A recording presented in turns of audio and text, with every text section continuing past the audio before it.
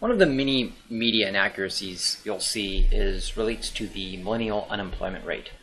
And one of my favorite bloggers, Mish or Mike Shedlock, talks a lot about the unemployment rate among men or young men, and this comes up a lot, or that it's higher than it is. And even I think Gallup recently pointed out that the unemployment rate may be higher than it is. And we're going to have a bigger discussion. I'm going to break this up into several videos.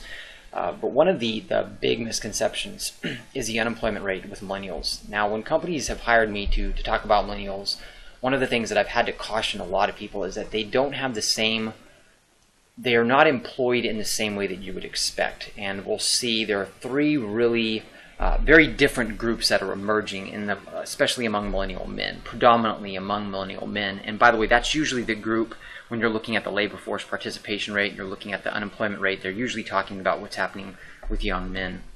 So I break these into various demographic profiles. The first one is, I call them the mommy and daddy. Predominantly male, of course. Work, school, no. They're not in work, they're not working, they're not in school. Their economic sustainability, they live with mommy and daddy, right? Their parents provide all their necessities. And their demand, their economic demand outside of necessities is basically entertainment. Okay. We also have the mini retiree, again predominantly male. Work, yes, no, they don't go to school, and their work is project based. So the mentality of this individual is the mini retirement. They don't believe that retirement is going to be around when they get older, and so they're not going to, they don't believe in the deferred life plan, which is I'm going to eventually live. In other words, they're going to live now, and the way that they do that is they do project-based work, and then they have a lot of time off. So let me give you a really quick example. Let's suppose they did all of their work in January for the full year. They knew that, you know, to live their life this year, they need to make $50,000. So they go out in January and they find a project that's going to pay them $50,000, and they get it complete in January. So they're done. So they go through the whole year, what you might consider they're not working, right? Or they're not in the labor force. It's very confusing, right? Because when I would speak with them at Wells Fargo, they might say things like, well, yeah, I mean, I'm looking for work. And like, oh, you need money? Well, no, I have enough money to live this whole year. But obviously, if someone comes and they say, hey, here's a project and we'll pay you this much money to do it, I'll do it. Wait, is that unemployed? Is that employed? You know, these definitions, especially if you're using the BLS definitions, and we'll get into a different video, suddenly don't really line up, right?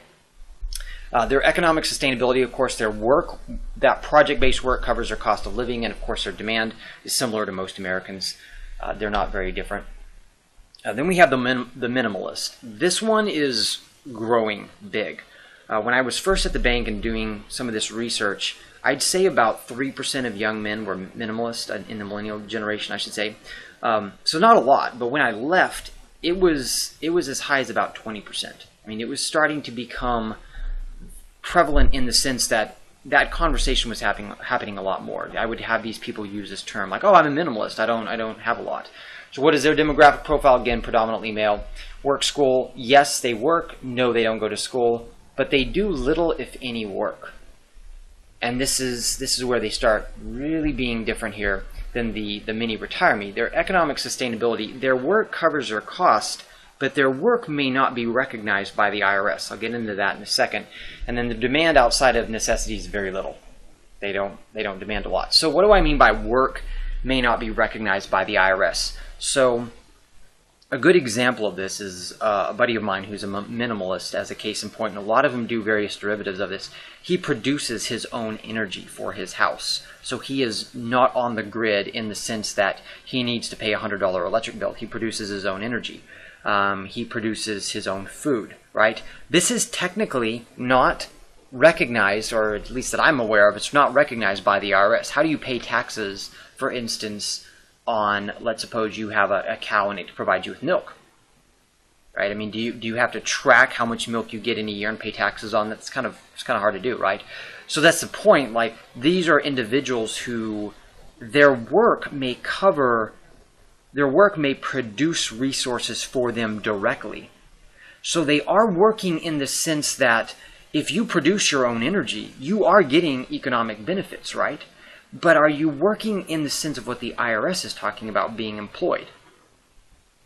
Right? In other words, is that considered employment? Again, look at the BLS definitions. If I sit there and I create a generator or whatnot, I create a way in which I can get my own energy, my own food, my own water, basically my own basic living necessities, but I'm not making money that's going to then be taxed by the IRS. Is that going to be considered employed by the BLS definitions? There's still results that are coming in my life from that. That's what a minimalist is, more of a producer for himself. Again, it's predominantly male, so a producer for himself, right? This is a difficulty because, again, they may say things like they're looking for work. They may use the term that they're unemployed, but then when they see an employment opportunity, they don't go for it because their work that they're doing, for instance, let's say producing their own energy, is helping them become more and more independent from the whole system. So this group, and I didn't put it here, but I would say this group is very independent. They want to be independent from all of culture and society. So in the next part of this series, I do want to look at the definitions, and then we can see when we look at these groups, they don't really line up perfectly, and you're not going to see this in the media. The media aren't going to talk about these groups. This is something that I studied, and this comes from really being on the front lines and speaking with these people and realizing, a lot of the definitions we have really don't line up as perfectly as we'd like.